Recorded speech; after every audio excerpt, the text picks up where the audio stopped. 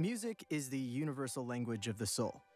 It has the ability to inspire, empower, and unite. Some of the most influential voices in music have used songs to drive awareness, stimulate change, and create legacies beyond their lyrics. By the time Woodstock rolled around, we'd been through, the year before, 2 terrible assassinations.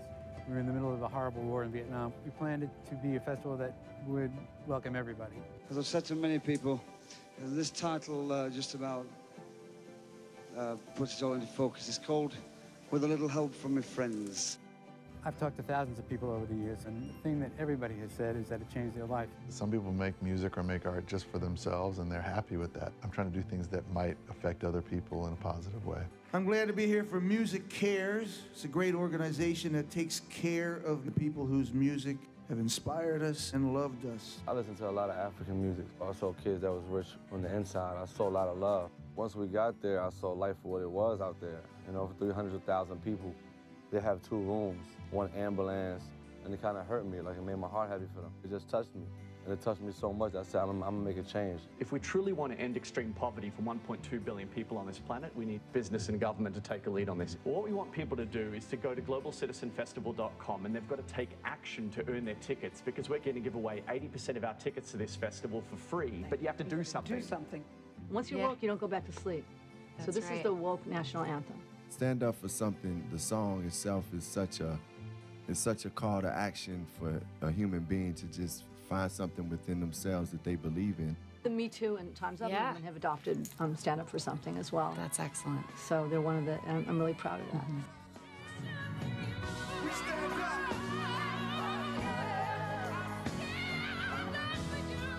We stand up all across the world. We stand up against racism. We stand up against gun violence.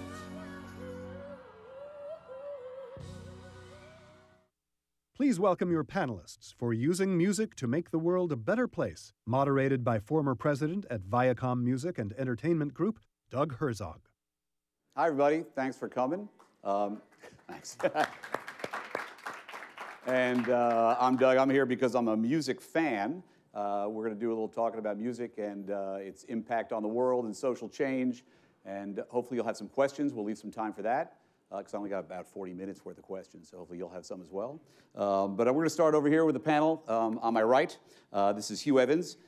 He is the founder of advocacy organizational Global Citizen, which has raised over $35 billion in financial commitments to eradicate extreme poverty.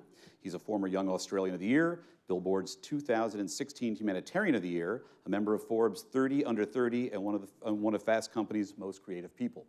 Sitting next to him is Harvey Mason Jr., a record producer, songwriter, and movie producer. He has written and produced songs for performers including Aretha Franklin, Michael Jackson, Justin Timberlake, and Britney Spears.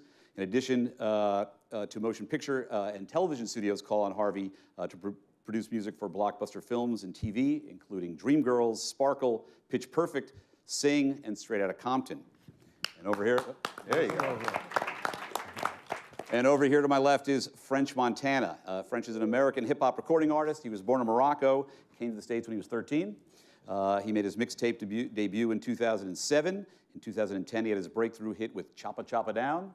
And in 2017, French released his second studio album, Jungle Rules, which peaked at #3 on the Billboard 200. The album was supported by the hit single Unforgettable and became Montana's first song to reach the top 10 on the U.S. Billboard Hot 100.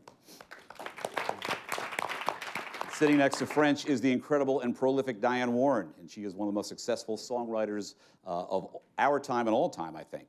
She was inducted into the Songwriters Hall of Fame in 2001. She's a Grammy, Emmy, and Golden Globe Award winner, 9-time Oscar nominee, most recently for the song Stand Up for Something from Marshall, and Till It Happens to You, performed by Lady Gaga from the documentary The Hunting Ground. Those songs and many others she's written have helped make an impact in bringing attention to important social issues. And last but not least, sitting next to Diane is Michael Lang.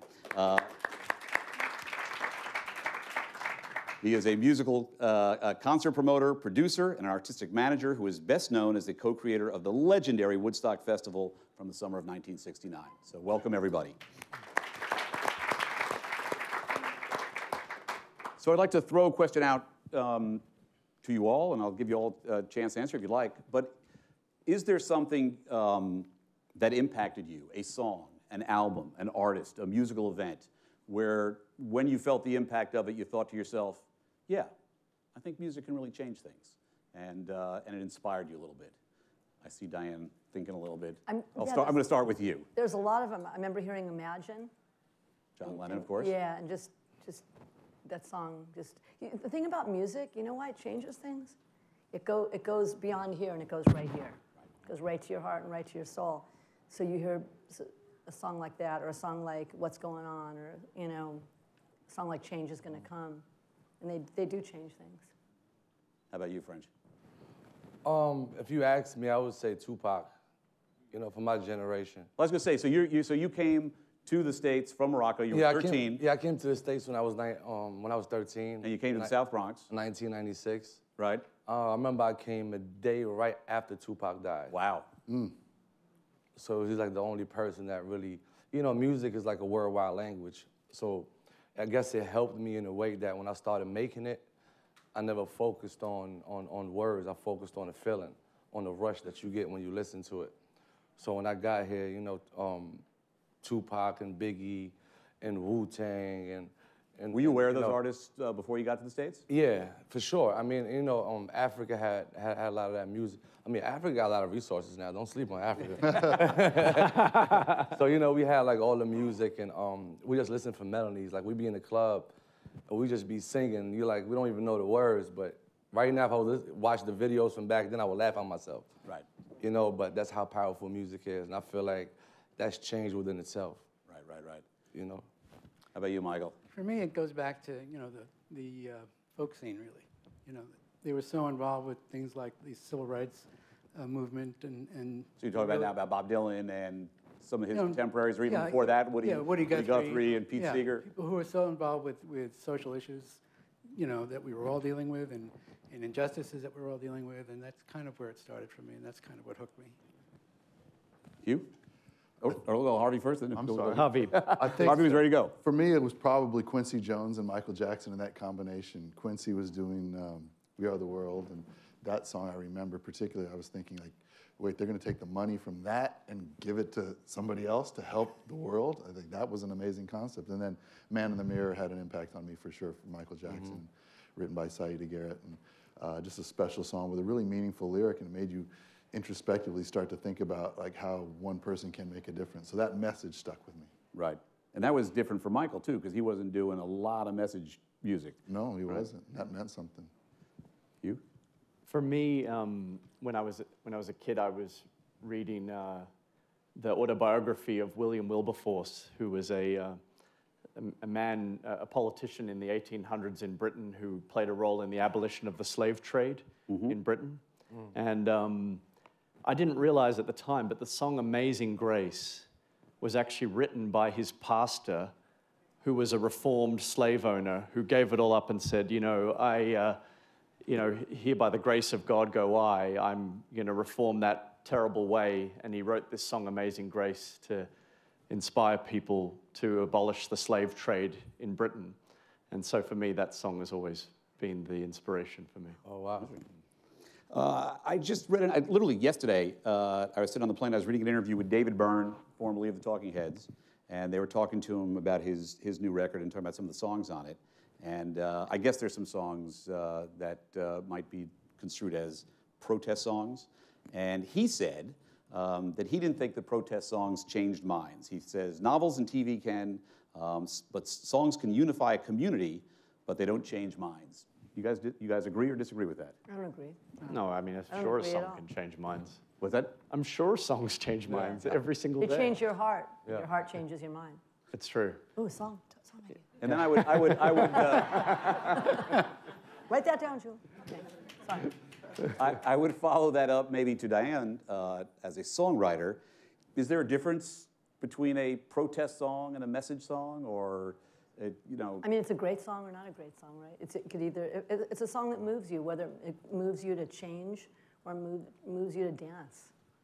Does that make any sense? It does, as long as it moves you, right? Yeah, And I it think makes you feel something. And I think the change is more impactful if the song is impactful, right, Diane? Yeah. If it's a song you love and you totally get into and feel and you're immersed in that music, the message is a lot stickier to me. If it's a song that's just kind of an average song, you're not going to really. Yeah, it's got to be great. Right. That goes without saying. Yeah. It's got to be a great song. Well, you have a song that we were talking about and we saw a little bit of earlier that's moving people as we speak, called "Stand Up for Something." Yeah. Could you talk a little bit about? That's a great song, a lovely song. you. And Andre, kills it every time. Yeah, and could you talk a little bit about how you came to that song, It was or how written- that song came to you? Well, it was written for the movie Marshall, about Thurgood Marshall.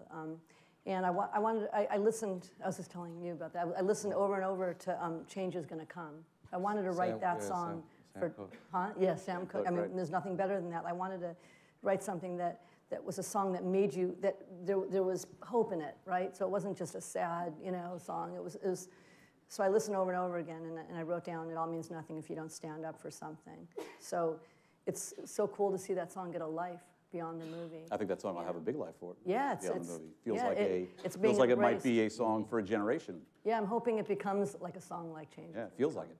Feels like it. Speaking of sort of generations, do you folks feel that millennials view the role of music in terms of social change like any differently than, say, baby boomers did or generations past?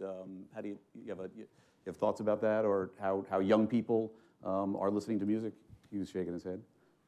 I mean, I think that, you mentioned the work of Quincy Jones and others and the great songs that they did that inspired the boomer generation with incredible songs. I think that this generation hasn't yet had the same anthemic protest song, but I think that right now the mood is ripe for it. When you saw what happened in the generation before, I'm a millennial, so I'm just a millennial, but still a millennial, and I think that. Damn you! I'm sorry, but 30 under 30. Yeah. But I mean, I think that our generation hasn't yet had that same type of protest song that has forced an issue, but now is the right time for it. I think that when you see the nativist culture that's emerging around the world, when you see the xenophobic culture that's emerging with regressive leaders in politics, now is the time to stand up and actually inspire people more than ever before. And so I think that I'm sure it's going to happen in the next few years. I'm just sure of it.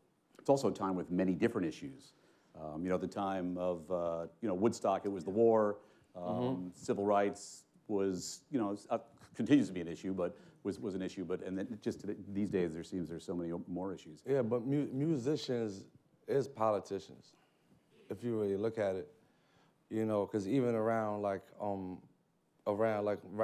time Martin Luther King died, when it was Elvis time, he had to make music to bring people together. When the president died around that time, music brought people together of all shapes and colors. Even it was that time when people thought Elvis was racist, when he wasn't. He was the one that came in and helped everybody come together as far as music. And as far as my generation, I don't feel like we're going through crucial times like back then.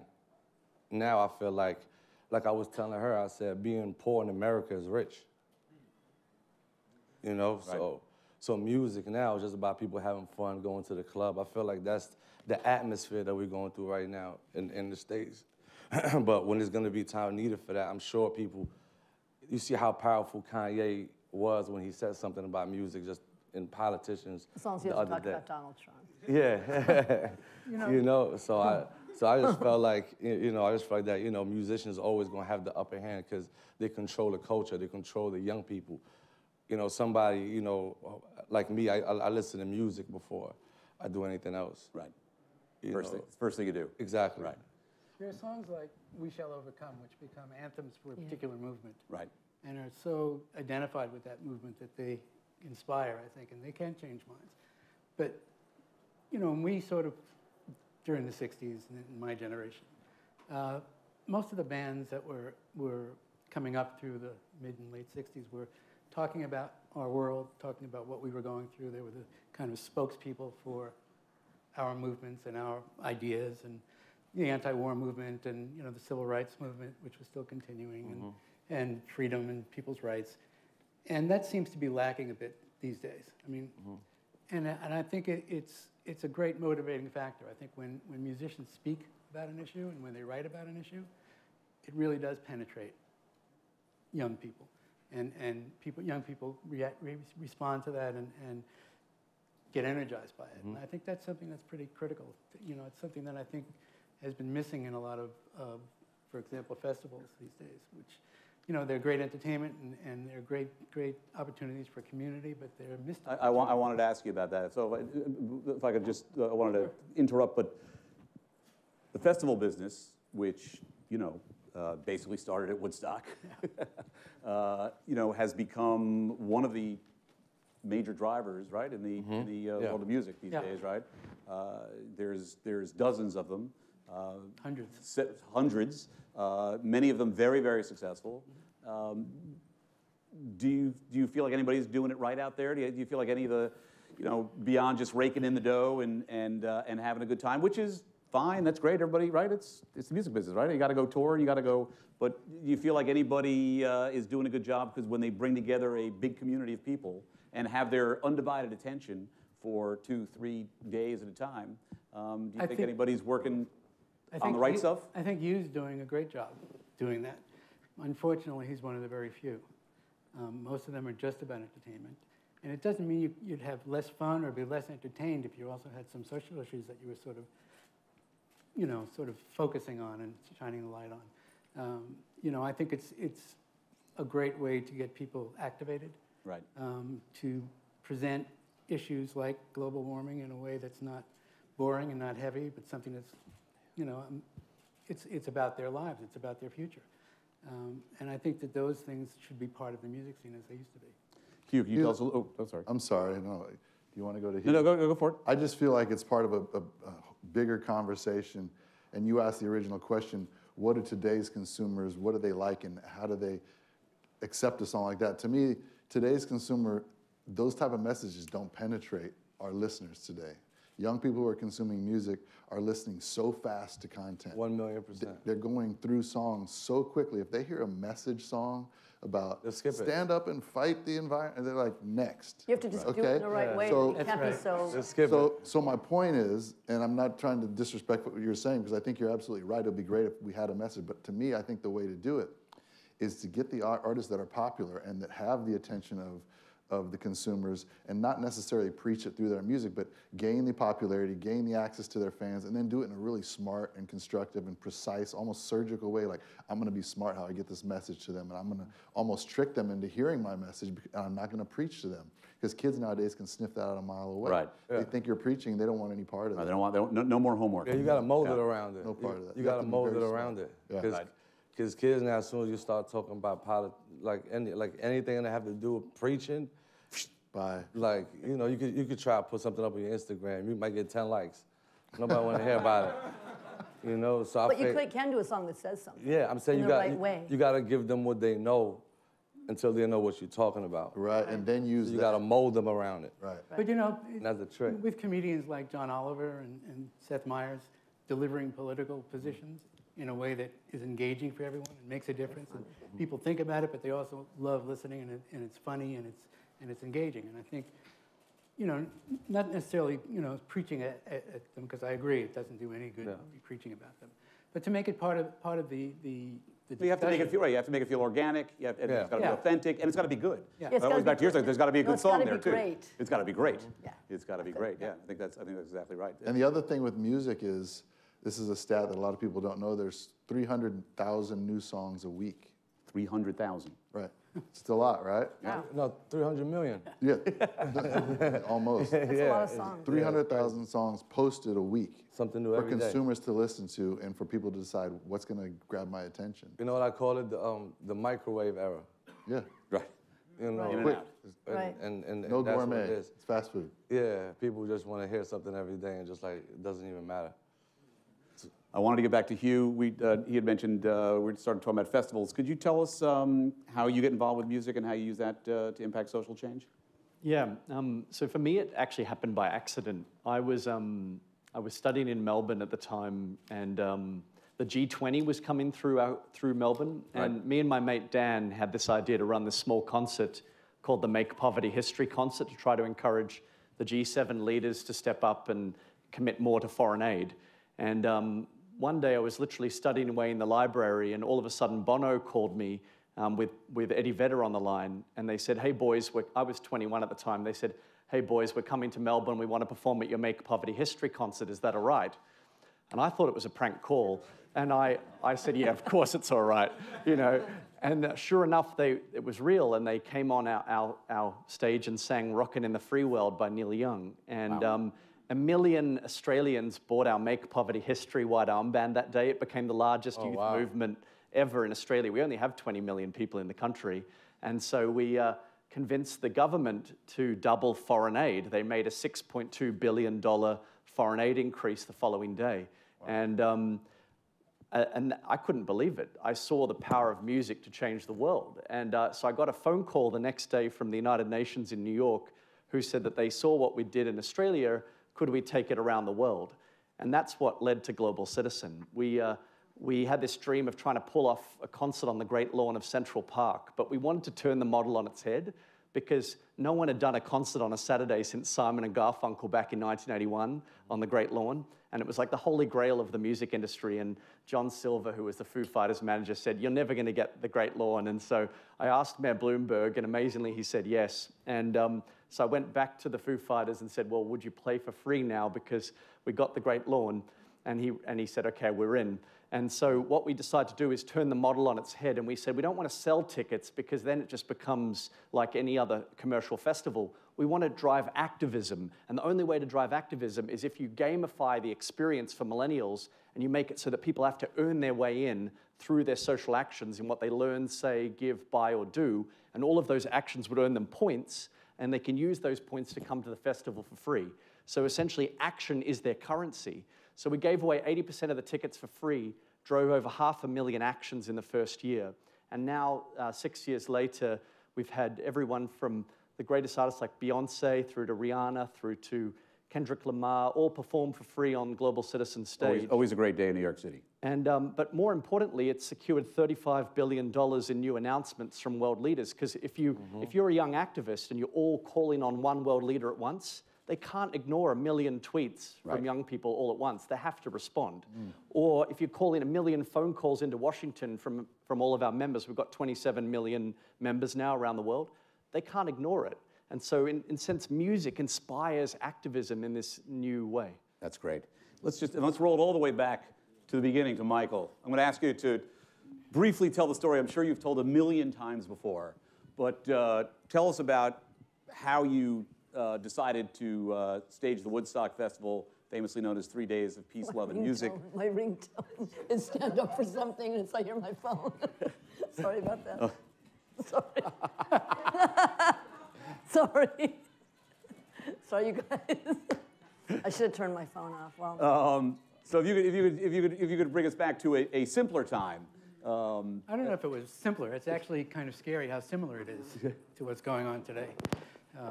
But you too did call you up and say they wanted to play on Max's farm. No, they didn't. I had done a festival in Miami the year before called Miami Pop, which was inspired by Monterey. And when I moved to Woodstock,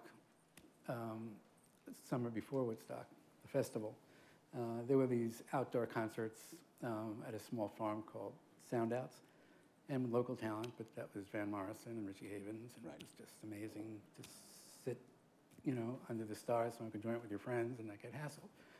So that kind of informed some of the directions. But really, what it was about was the times. It was, you know, it was, as the video said, it was a horrible time in American history. 1968 was a terrible year with the assassination of Martin Luther King and Robert Kennedy. The war was becoming more and more unpopular. We had Nixon in the White House. There were student riots all over the world, in fact. And this dream that we all had of, you know, this sort of peace and love and flower power was fading. A lot of the political groups were getting violent because things weren't changing fast enough, and communication was broken down. There was this huge generation gap between us and our parents. There was no communication. They were, coming from World War II and from the Eisenhower years. And Don't trust anybody over 30. Yeah, and so there was fear between the generations, and we thought, let's get everybody together. Let's just gather the tribes and go out into the country and see if we can make it work amongst ourselves. And if we can, maybe that's something that you can sort of move from in a positive direction and maybe reclaim some of those dreams. And that's really what it was. And it worked beautifully on steroids. We had no idea it was going to be that, but the feeling, and it was amazing. The reaction around the world was phenomenal, and it still is to this day. And it was only about people being nice to each other. Right. That was it. What a concept. Yeah. Really, and to think that such a dramatic concept is bizarre, but that's really what it's about. It's just, can we be nice to each other? Can we be, And they were. Compassionate? Yeah. It worked. Yeah. And I think that gives people hope that there is hope for the human. And not only we're still talking about it, we're still aspiring to it 50 years later, right? So with everything we do. Both Harvey and Diane, you guys are both involved in programs that support bringing music to schools. Big time. Yeah, so I'd love you both to talk a little bit about the individual programs you're involved with and why it's so important into getting music education and instruments and young people involved in music. You want to start, Diane? The arts are so important. Music, is so important to kids. I mean, I don't know. I'm not very articulate with it. Harvey, you. Did you? Well, let's start with you. Did you? What was did my music education? Your music education, yeah. I was smoking pot with my guitar. Still do. That's not a government program. I know. And cutting school. I was like kicked out of a couple of schools and stuff. So I'm like that. That was a Bob Marley program. Yeah. Yes, But I think like Diane was exposed to music one way or another, luckily for us, and she was able to learn music and learn a skill and write some of the most amazing songs we've ever heard. But there's a lot of kids in our country that are not exposed to music and are not given the chance to learn an instrument or be exposed to great music, all the way from classical to pop to jazz. And through the Recording Academy and the Grammy Foundation, we've been trying to expose underprivileged kids, inner city kids, go to other countries, youth, and educate and introduce them to music programs. But another thing that we've been doing, which I'm really proud of, is the advocacy in DC, because what ends up happening is right now, and this is probably a whole nother panel, but music creators are not being fairly paid for their music.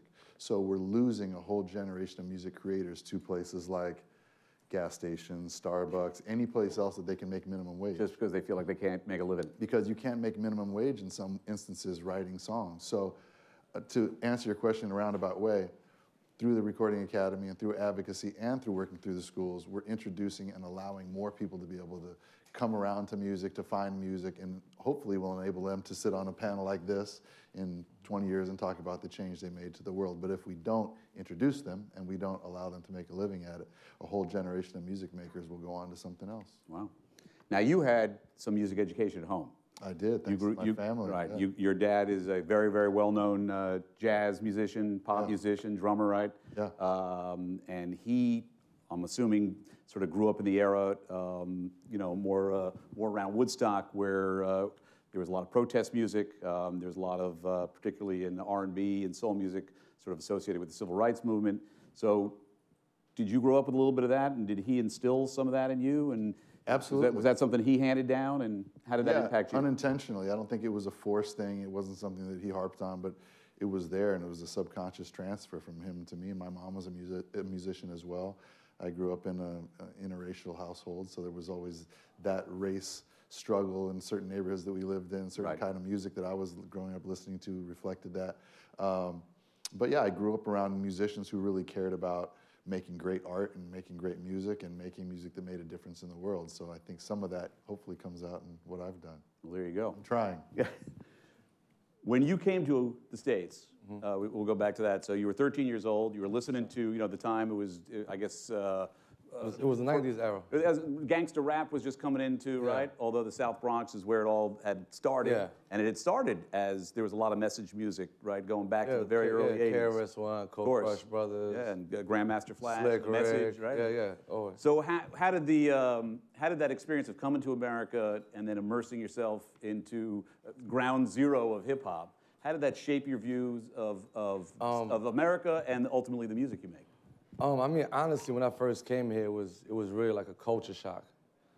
You know, yeah. I mean, coming from Morocco here, not knowing English. I'm 13. I'm going to school. I was trying to play basketball. I got really good at it. NCAA, right here. I got really good at it. Then I was trying to go to college. Then it didn't work out for me because I didn't have my right paperwork, and you know, so I ended up just out of school. And I only had like a couple of choices, and music was my first love. So God just shifted me towards that way, just to do music and really, you know, and really just like focus on that. And that right there is what pushed me to make great music, you know. Did you have a sense, or as a much younger guy, what type of artist you wanted to be, or how you wanted to use your music, or is it something that you discover as you go along? I mean, I just feel like, you know, everybody comes from different generations. Right. You know, the generation where Big Brother come from is they made pain music. That's why music lasts forever, because it was through the trials and tribulations that like the world was going through, like everything I was going through. That's why that was the time around the Beatles, Elvis, Eric Clapton was one of my favorite stories that I ever, you know, he was the one that motivated me to even open up schools in Morocco. Really? For children to go to school and learn music. Just me being a big fan of his story, just him being a heroin addict and him just going through everything that he went through in his life, even to the point where he finally found peace. And as soon as he did that, his kid fell from the hotel. Right. And that's when he was like, I thought he was gonna kill himself. And what he did was went to the music, and that was the only thing that healed him. And what he did, he opened up a school for kids to go and learn music, because he know that's the only way you can heal yourself, when you have love for something that's that strong. You know? Are you bringing music to Morocco Yeah, with the To Be Strong group of Morocco, we already started classes for music in Morocco. You know, plus with help of Global Citizen, Mama Hope, we opened up the hospital in Africa too, in Uganda, for like 300,000 people too over there. We're just trying to help. Yeah, we're just trying to help and make sure that everybody get the right, you know, the right music they need, the right education, the right health. You know, I mean. But you were very clearly inspired by other artists who were giving back and finding ways to influence people not only with their music but with what they can do. Yeah, I mean, of course, man. Like I always say, if you're not giving back, you're just another artist on the mic. There you go. You know. We talked a little bit about the sort of political climate in the States today, really in the world, and it appears to me, and I'd love to know whether you guys agree with this or not.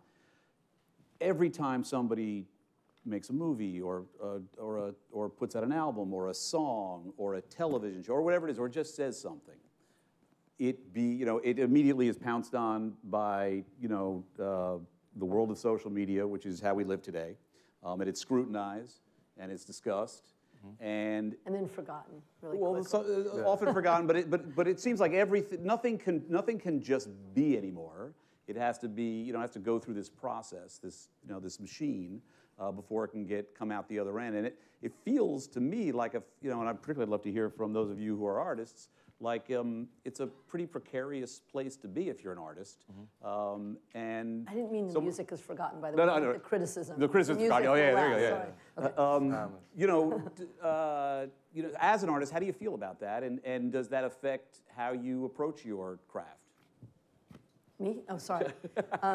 Artist, I was thinking more like, I just try to write the best song I can write. I try to write great songs. That's all I do, the same thing I've always done. I don't think about anything else. You're not thinking about the world or what anybody might say or how it might be I can't, because interpreted? it's not, what you think about me is none of my business. You ever hear that saying? Right. True. There you go. Yeah, so. French? Man, I feel like, you know, music, it's like a roller coaster. It takes you through times where, you know, it feels like when you first started making it, then after a while you become like a robot to what's going on out there if you focus on social media. Like if you follow any like of the great artists, like they always go through like a little writer's block within their career until they find that motivation, where they find love at. Like with me, I had to go to Uganda. Right. You know, to really get the unforgettable. I ain't dropped an album in 4 years. When I went to Uganda, I came up with the biggest song I ever came up with in my career. Great video, too. Yeah, it was like 25 million worldwide because I had to go there and feel these kids' pain. Right. You know, like I'm over there asking kids, like, what you want to be when you grow up. The kids are telling me, if I grow up, I want to be an artist. They're not saying when I grow up. If I grow up. If I grow up. If I grow up. So that was like, oh, damn, that's really crazy. So, you know, artists got to find that motivation. And Harvey, how about you? So not only with your own music, but you also work with a lot of very, very big stars who are, you know, very often on the very front lines of this, because everything they do is, you know, just scrutinized to them. I mean, you know, Beyonce goes to Coachella, and it was amazing, but it was talked about for days, and in ways that I couldn't have imagined it would have been a couple of years ago, as whether it was a political statement or not. Right. It's just the world we live in. But how do you feel about all that? Again, a topic for a whole nother panel, but I think there's a couple different ways of looking at it, and I think depending on where you are in your career path, it's probably wise for you to consider one or the other. Like Diane says, try and do the best possible art you can do. Yeah. That's the key to everything, is what you create. We're not making shoes or cars. It's subjective. It's out of thin air, so it's up to people's opinion.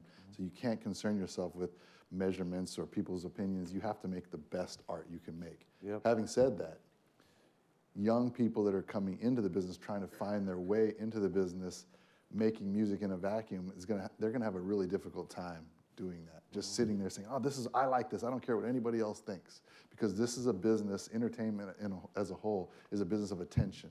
Realistically, it's about attention. And what gets the most attention is gonna be successful.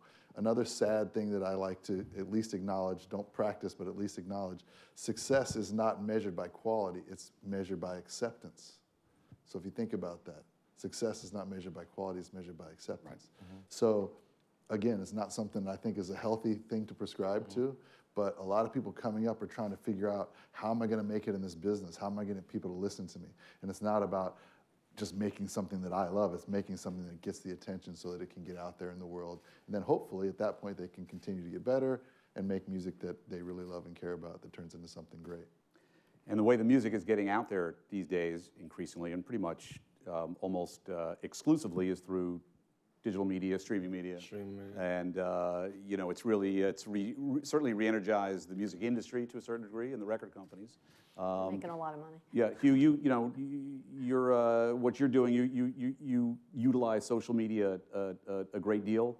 How big a player is that for all of this going forward?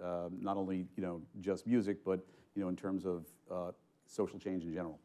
I mean, it's at this point in time, I mean, it's everything.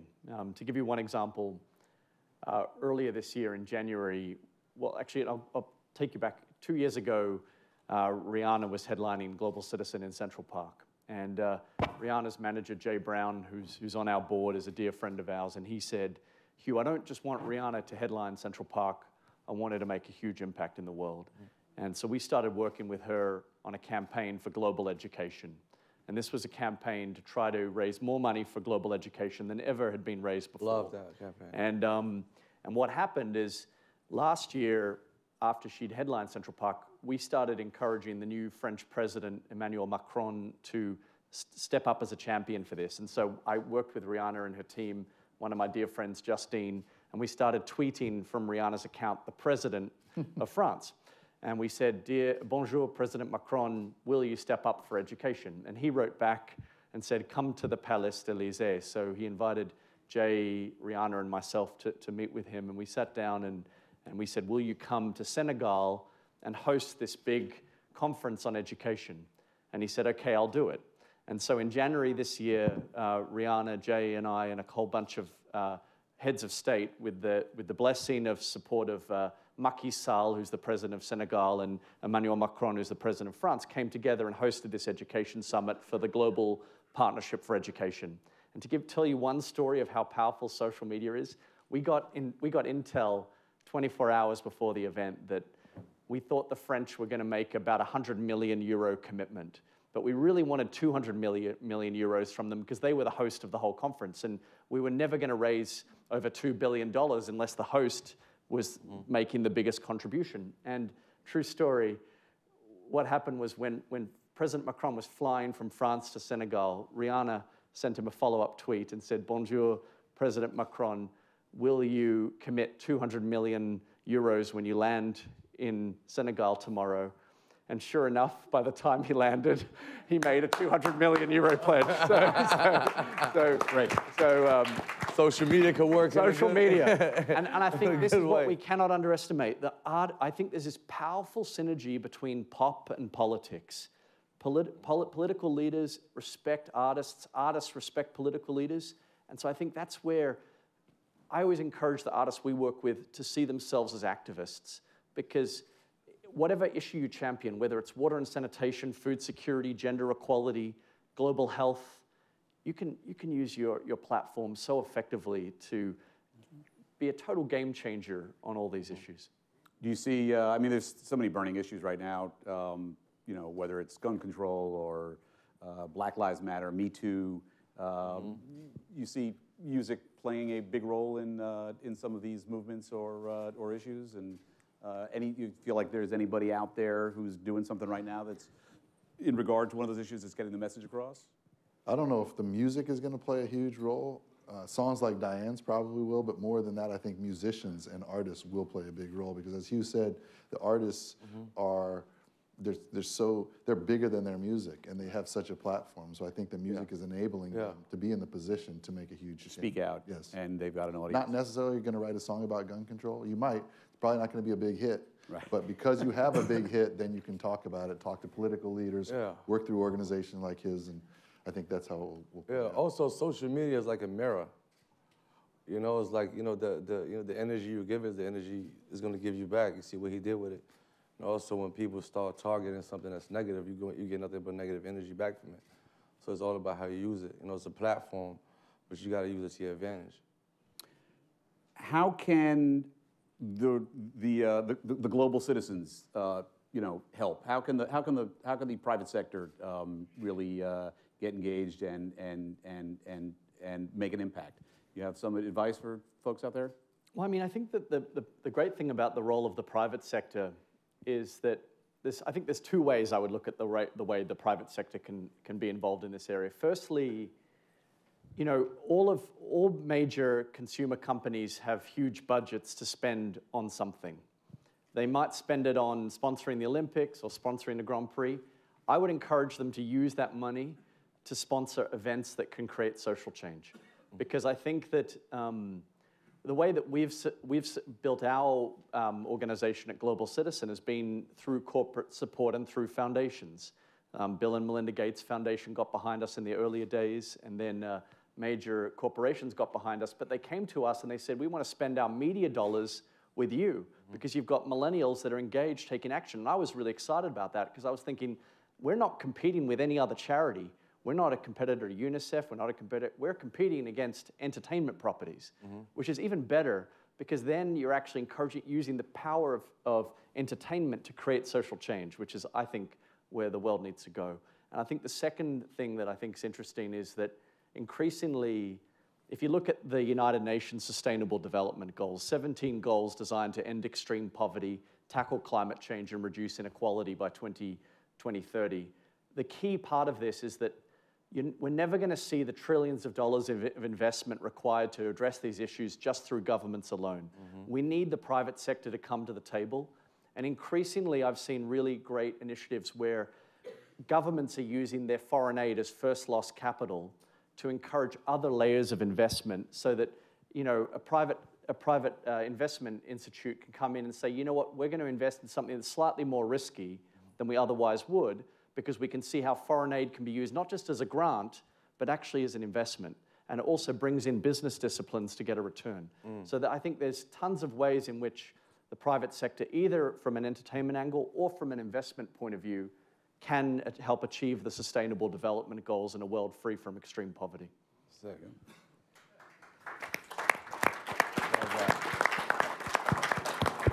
We've got a few minutes left. We'd love to take some questions from the audience. I just would love your, each of your perspectives on Spotify and what you think that is doing to the music industry from each of your perspectives. And then Hugh, by any chance were you born in the U.S.? Did you run for president? But Spotify's not from the U.S. though. Spotify's not made in the U.S. Spotify's made, oh.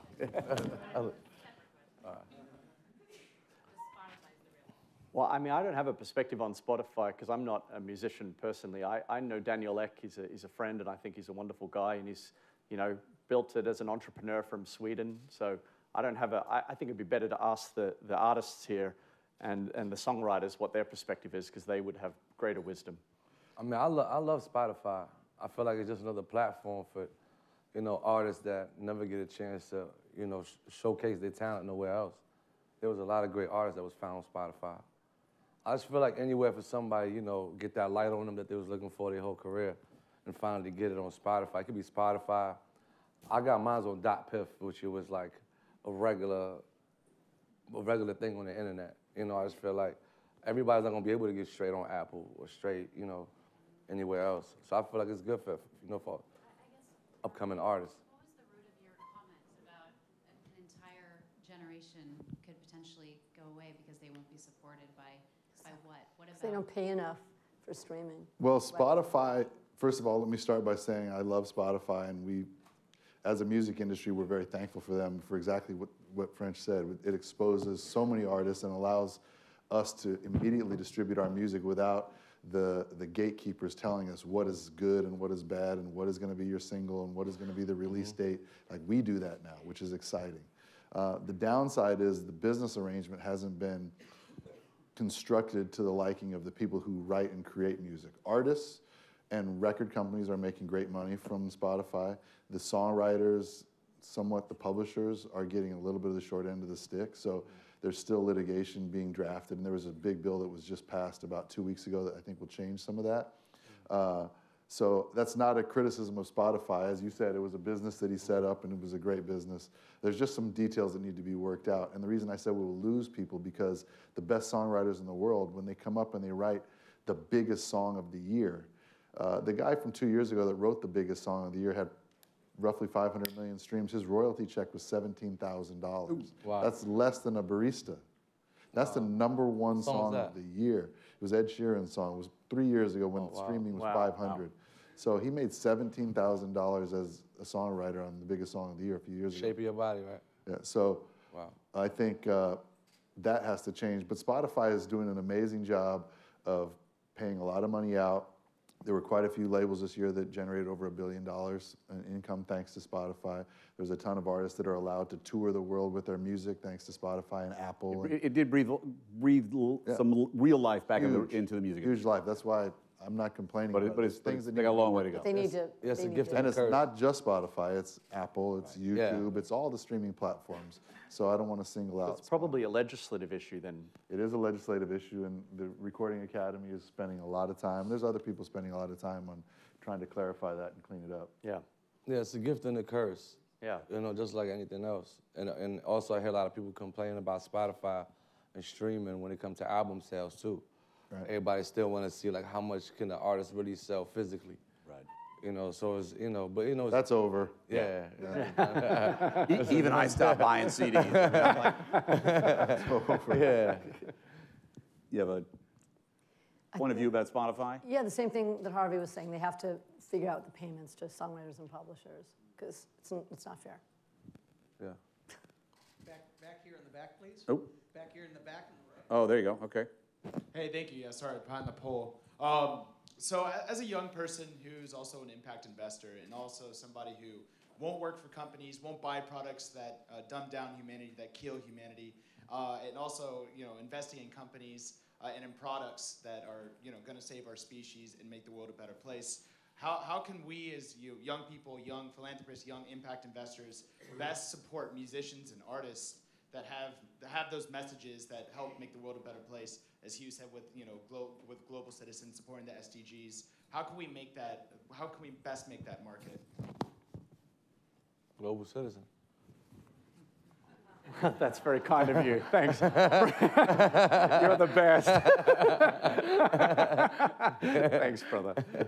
I mean, again, I can offer one perspective, but I think I'd love French's perspective. I'd love the whole panel's perspective. But I think that what's really cool right now is I think that artists are starting to think about the products that they create as well as music. Like if you look at Pharrell, and he created a limited edition shoe that was made entirely from recycled plastics, recycled beach plastics, or we're working on an initiative with Coldplay right now around fully recyclable water bottles so that people don't have to, I think that artists generally create a lot more in the commerce society alongside music. And Sal, who's actually on our board at the front here, who's French's manager, will tell you that there's a bigger economy around art that is very powerful. And I think as an investor, if you get alongside great artists that actually want to invest in pro-social initiatives, like they're looking at the environment, they're looking at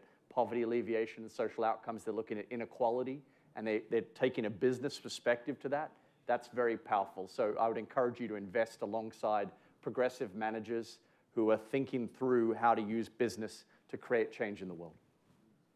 Great. There's a young lady here. You had a question?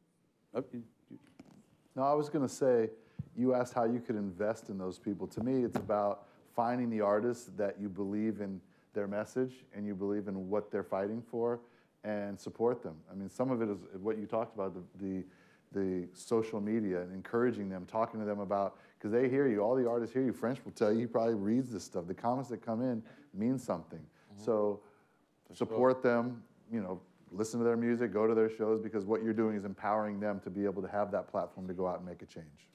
I can't believe Pharrell had me wearing old plastic. I'm joking. Hi,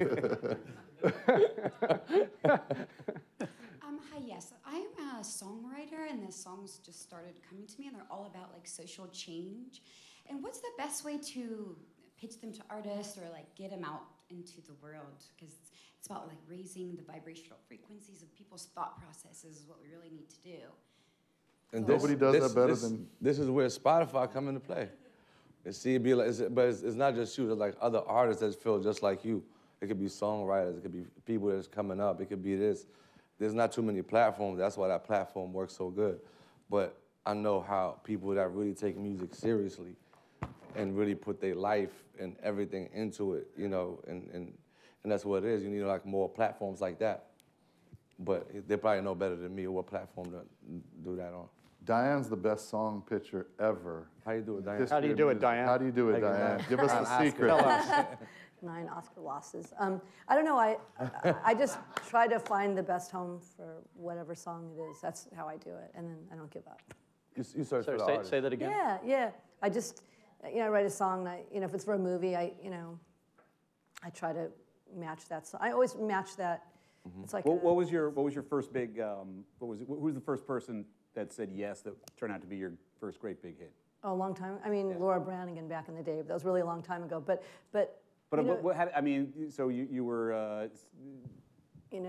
I was always around, writing songs and just trying to get them heard. She was looking for songs, and you had one, and. Yeah, I was signed to her producer at the time, kind of thing. But that was way a long time ago. That was like. When you write it for a certain artist? No, I just try to write a great song. But when I'm writing, I think, oh, this could be. Who am I going to stick this one on? I think nowadays, just a quick answer. You write the song. You try and get it out to as many people as you can to hear the song. Of course, it's great to have an idea who you're writing for, but also there's, you might stumble onto an artist that didn't quite fit the song, but they're never going to hear it if they don't hear it. So with technology, you can send stuff on email, you can DM, you can tweet. There's a million ways to get music out. It's so much easier. I was like running around with cassettes and like chasing people, throwing cassettes, throwing envelopes in mailboxes. So it's better now. Use technology. What's that? I love to. I love that. I mean, when you send an email, you have the proof of the date of creation. So I think technology's made it so much easier. There you go. That's good advice. Okay, we had another question. This up, young lady up front. Yep. So I'm one of the younger millennials you guys were mentioning. I just turned 21. Whoa. And as a music listener and a music fan, I would take Ohio, Crosby, Stills, and Nash, for what it's worth, Buffalo, Springfield, over any pop hit that's out today. And I think that that political song. You got cool parents. I do. Or She's there. Love her. Not that cool. She's sitting over there. I think political songwriting is a lost art, and I would rather take a song like that or a song like Diane's that encourages me as an average Joe to do something in my community than trust some big person who sings about something I don't care about to make a donation that I'll never hear about. So how can people like you and people in similar positions support those young Dianes out there? And, you know, how can people at Spotify with their crazy curating power and all those, you know, New Music Friday followers, how can you support those young Dianes and support those messages instead of just worrying about what's going to make the most money? It's probably a good question for you. No, I'll take the question. I love the question. I really like the question. There are many ways that can be done, but it's just not going to happen. Like, if somebody at Spotify wanted to choose all the message songs and all the best written songs and all the most beautiful artistic pieces of music and put it all on New Music Friday, they could do it. Like, that easy, right? But all the listeners are going to be like, what the heck happened to my music? I'm switching to Apple Music. So unfortunately, the choices of art and the choices that people make and how to create art and how to curate art and how to aggregate art onto these playlists is determined by listeners, right? And so unless you can find a way to get the listeners excited about your message, as worthy as it is of a cause and as beautiful as it is as a piece of art, it's not going to work. It's about attention, and it's about getting people to pay attention. So yes, it could be done. Will it be done? No. Can I just add to that? I think that's what the hard lesson we had to learn at Global Citizen very early on, in that when you gamify something, you create a market for it, right? And so we actually had to, I think someone said earlier, we have to almost trick people into thinking about social good. And so like what we did is we tried to think about how do you merge pop and public policy.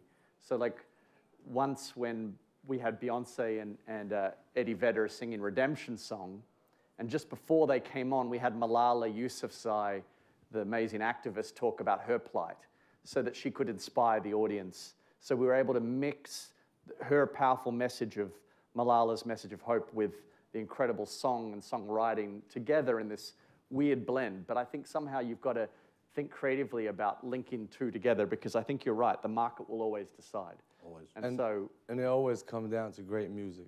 Yep. Yeah. That's the number one thing, great music. People sometimes, and I agree with what they say 1,000,000%. I feel like when Michael Jackson did Nobody Care About Us, I don't think people was really listening to the message. They just love the music. And I feel like when NWA,